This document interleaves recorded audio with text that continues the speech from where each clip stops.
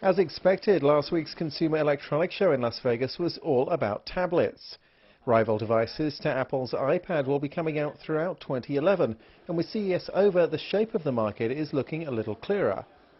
Some of the biggest buzz at the show was for Honeycomb, version 3 of Google's Android operating system and the first developed for tablet PCs rather than smartphones.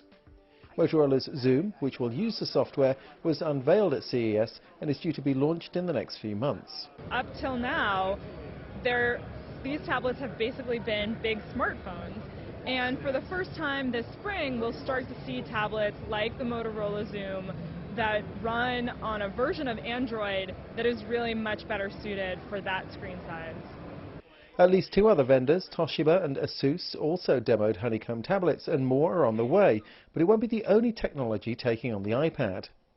Research in Motion, which makes the BlackBerry smartphone, has its Playbook that runs on a proprietary platform, and Hewlett-Packard has promised a tablet based on the WebOS software it purchased from Palm. We see this becoming a three-horse race pretty quickly. We see iPad leading, and then Motorola and BlackBerry, Research in Motion tablet, duking it out for second and third place.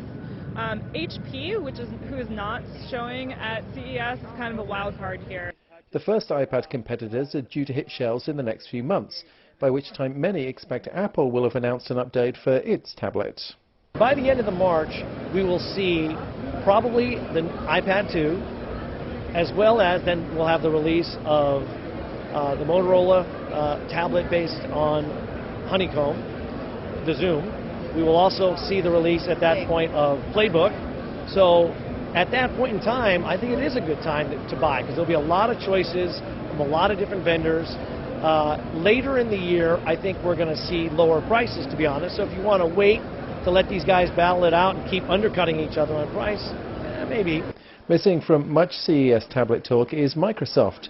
Bill Gates brought tablets to Las Vegas during his 2001 Comdex keynote and pushed them for several years, but had little success.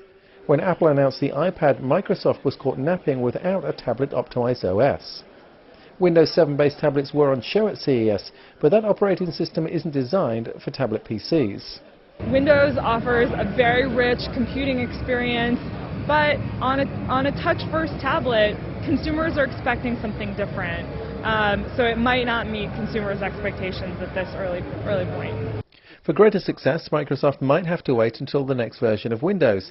At CES, it said it would produce a version for ARM chips, the processors around which many tablets are based.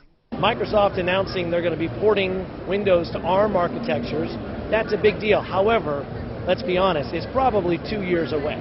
So let's not hold off, let's not wait for that one. And by then, the world's going to be very different.